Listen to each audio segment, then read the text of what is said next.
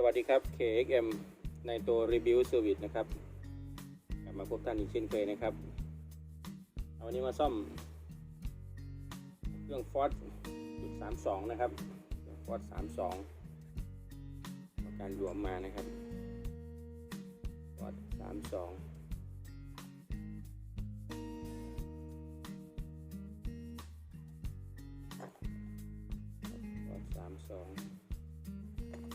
เดี๋ยวมาดูข้างในกันครับ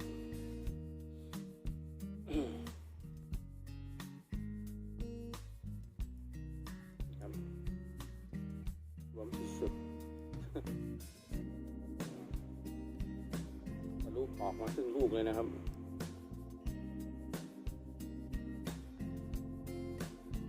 ลูกก็มีลายๆหน่อยนึงนะครับภาษาเครื่องรวมเดี๋ยวลองดูครับ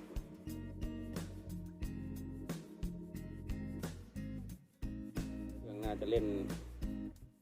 ยิดมานะครับหัวลูกสูบไม่นะครับ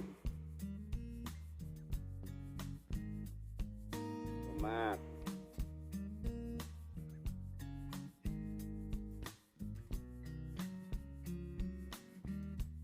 เดี๋ยวคอยติดตามชมนะครับว่าจะเป็นเช่นไรนะครับเดี๋ยวขอบล่างกันนิดนึงนะครับขอบล่างกันนั่นเองน่าจะหลุดปอกไปแล้วนะครับสวัสดีครับสวัสดีครับพบกันอีกเช่นเคยนะครับ KXM ในตัว Review Service นะครับวันนี้มาเทสรันนะครับเจ้าFord 32นะครับเครื่อง32เครื่องขนาดความจุกระบอกสูบใหญ่นะครับเนี่ยเดี๋ยวมาลองดูกันครับ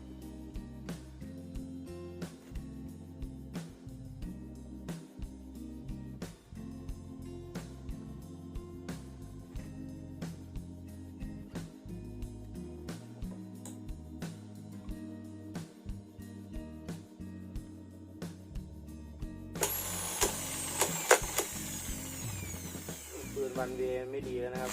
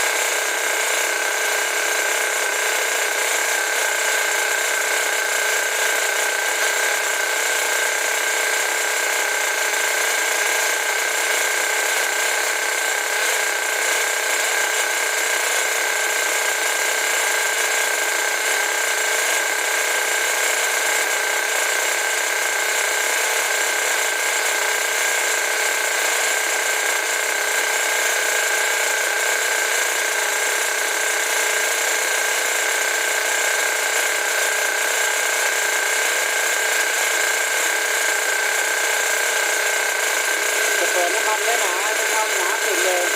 นะก็ตั้งเบรกเบาให้สูงนิดนึงนะครับแล้วก็รันก่อนนะครับ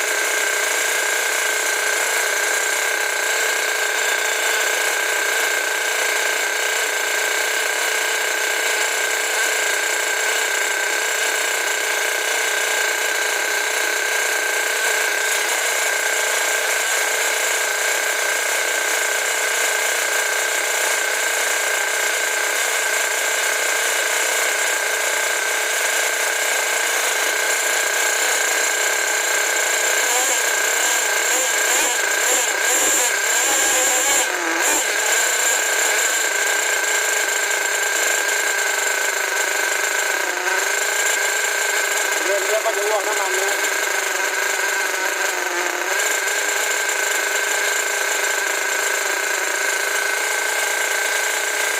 ต้องล้างให้หน่อยนึงนะเพราะอ้วกน้ำมันหนามาก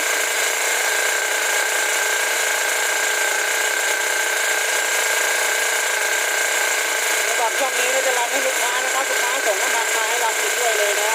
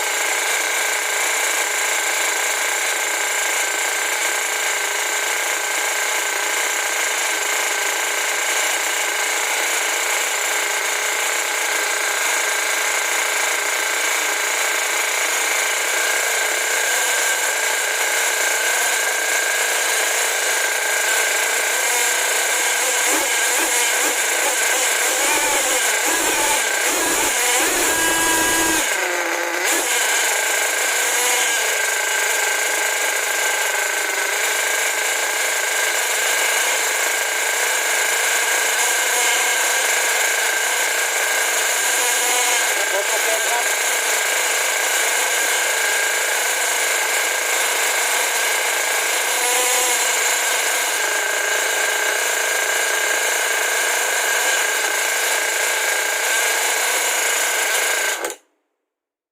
โอ้หูดับ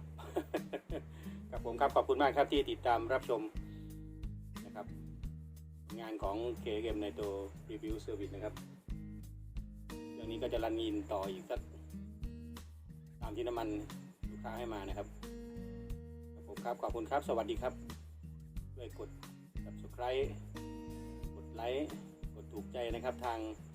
YouTube นะครับแล้วก็ทางเพจ Facebook นะครับ KM ในตัว Review Service สวัสดีครับ